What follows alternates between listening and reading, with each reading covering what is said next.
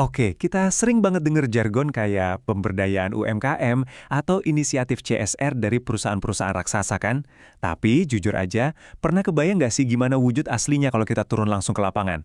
Nah, di ulasan kali ini kita dapat akses eksklusif dari laporan Institut Teknologi Pagar Alam buat ngebedah langsung mesin penggeraknya rumah BUMN Pagar Alam. Kita bakal lihat secara belak-belakan mana yang beneran sukses jalan dan mana yang ya masih macet.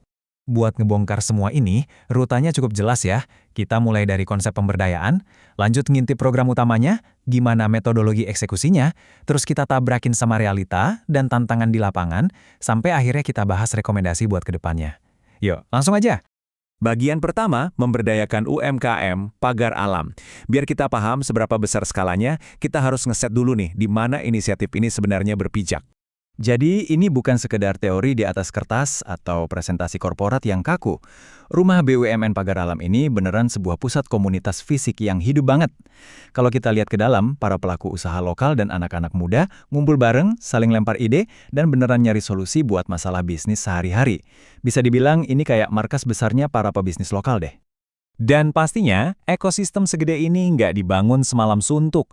Awalnya, ini semacam embrio di bawah naungan Bank BRI sekitar tahun 2013. Baru deh di tahun 2015, mereka mulai ngegas dengan pembinaan UMKM yang lebih aktif. Coba lihat sekarang, tempat ini udah berevolusi total, jadi ruang kerja bersama, pusat informasi, dan pusat digital yang super dinamis. Keren kan? Masuk ke bagian kedua, program utama. Nah, ini bagian yang paling menarik.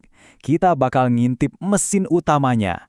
Apa sih amunisi spesifik yang mereka pakai buat bener-bener naikin level bisnis-bisnis ini? Usut punya usut, mesin ini digerakin sama 4 pilar utama. Dan coba tebak, semuanya 100% gratis. Mereka ngasih pelatihan operasional tiap bulan, ngajarin keterampilan pemasaran digital, bantuin ngurus legalitas yang super ribet, dan yang paling krusial, ngasih akses ke permodalan kayak kredit usaha rakyat atau KUR. Biasanya sih akses modal ini baru kebuka kalau si UMKM udah konsisten ikutan pembinaan selama setahunan. Yang bikin saya salut, mereka itu transparan banget soal ini. Peta jalan programnya dipajang gede-gede di fasilitas mereka. Jadi siapapun yang baru masuk langsung tahu arahnya kemana. Mulai dari fase Go Modern buat registrasi dasar, naik level ke Go Digital buat main media sosial, terus Go Online buat masuk ke e-commerce, sampai target puncaknya Go Global. Ini cara cerdas banget buat nyamain ekspektasi peserta dari hari pertama. Nah, kalau Anda pernah nyoba bikin usaha kecil-kecilan, pasti setuju deh kalau ngurus dokumen legal itu rasanya kayak mimpi buruk birokrasi kan? Makanya, fasilitasi langsung dari mereka ini ngebantu banget. Mereka turun tangan bantuin ngurus nomor induk berusaha, izin PIRT, sertifikat halal, sampai SNI. Kenapa ini penting? Karena tanpa dokumen-dokumen ini hampir mustahil buat UMKM bisa nembus pasar retail modern. Oke, kita lanjut ke bagian ketiga. Sistem dan metodologi implementasi. Ide sebagus apapun bakal percuma tanpa eksekusi yang disiplin.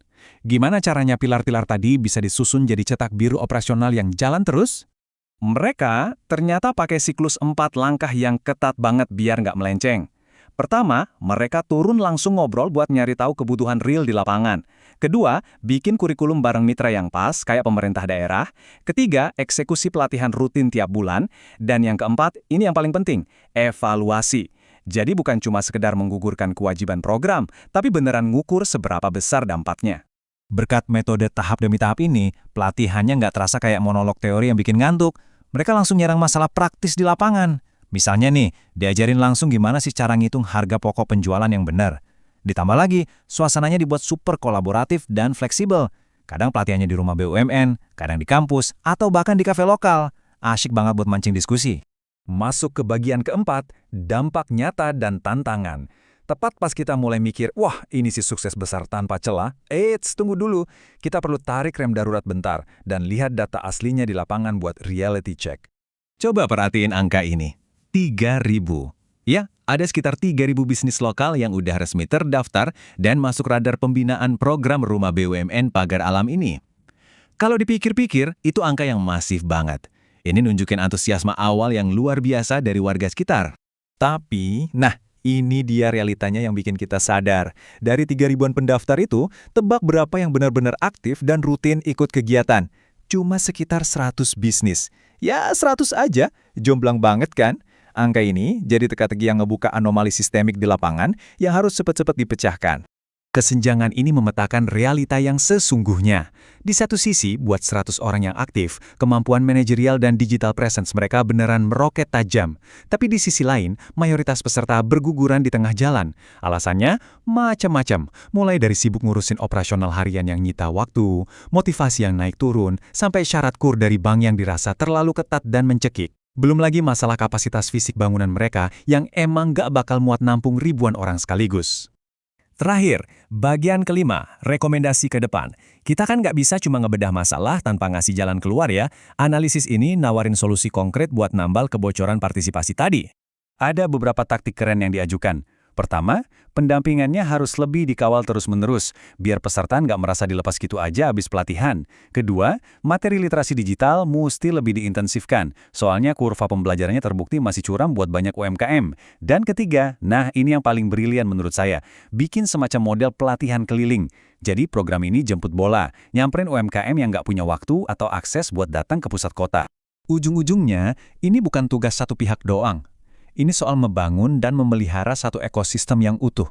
Inisiatif kayak gini butuh kolaborasi lintas sektor yang kuat. Bayangin kalau mereka makin erat menggandeng kampus lokal, bersinergi sama pemerintah daerah, sampai bermitra dengan platform logistik buat bantu pengiriman, pasar UMKM ini bisa nembus jauh keluar dari batas-batas fisik gedungnya. Sebagai penutup ulasan kita kali ini, ada satu hal penting yang mau saya titipin buat dipikirin. Ngumpulin ribuan orang buat daftar di awal itu ternyata gampang. Itu cuma ibarat bulan madu sesaat. Pertanyaan besarnya, gimana caranya program-program CSR raksasa di masa depan bisa berevolusi buat ngerawat ketertarikan awal ini dan mengubahnya jadi komitmen jangka panjang?